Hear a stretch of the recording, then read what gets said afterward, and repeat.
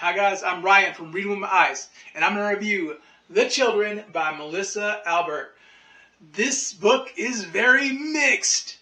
I did not like all of it. I like some of it, and I'm going to tell you guys about that.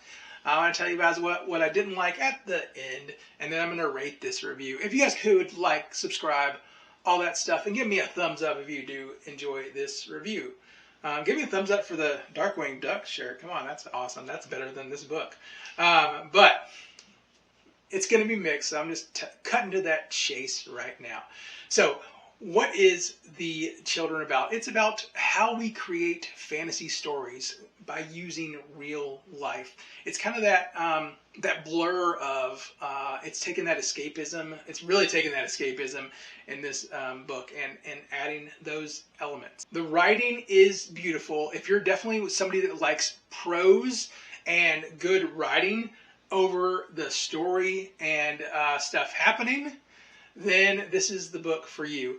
This did get marketed as a fantasy with horror elements, and this is a lit fic with very small fantasy, and horror is like this tiny. I did enjoy the little horror scene that we did get. That was actually my favorite scene in the whole thing, but you guys know I'm a big horror reader. So that was my favorite scene. It is not written like a horror either. This is a horror book for people that don't like horror. That's what I would describe it as. It has a horrific scene, but not really any horror behind it. It's just a scene and stuff happens, and then characters actually kind of react funny to it. This is the first adult book by Melissa Albert, and she is mostly writing YA fantasy. I have not read any Melissa Albert before. This is my first book by her, but you know, there was enough.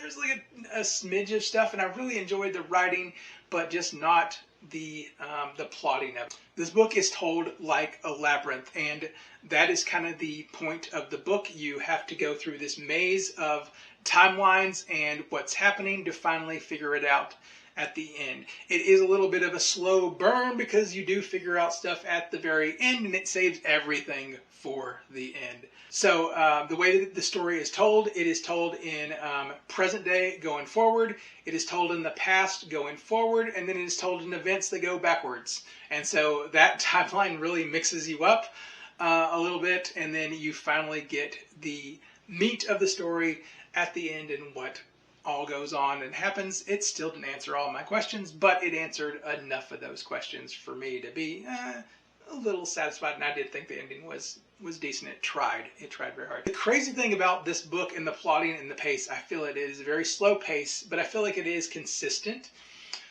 Basically, you get every 7 chapters, something happens where you're like, oh man, okay, I'm going to get an answer, I'm going to get something, and then nothing. And it keeps doing that to you, where you're like, okay, I'm really interested in that part, and then it just cuts it off, and it's like, okay. And then you get the answers at the end.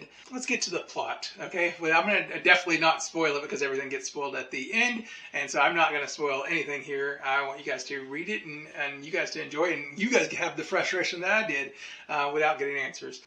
It's a story that takes place in present day.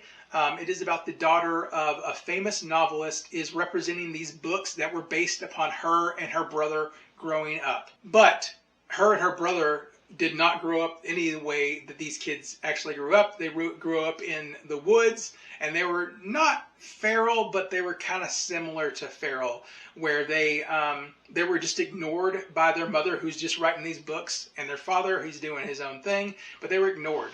And so they had to figure out growing up for themselves. Their mother did leech a little bit of their lives, but not too much. She's creating her own fantasy and gateway of what these kids, she sees these kids as, not who they actually are. She's trying to paint this good picture of her mother. She's just created this biography, and she's telling it the way that she wants this. She wanted her life to be, not the way that it actually was. But her brother's kind of a rebel. He's a visual artist, and he created this visual art called Mother, and everybody's worried, oh no, he's going to tell the real stuff of what really went down.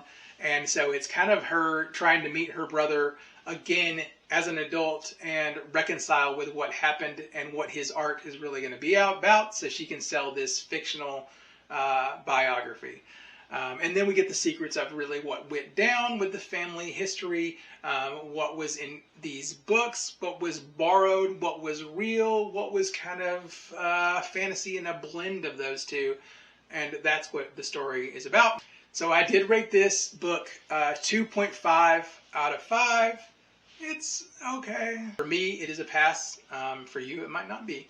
But that's the great thing about books and interpretations. So I'm Ryan from Reading With My Eyes. If you guys could like, subscribe, give a thumbs up, I would appreciate it. Thank you guys.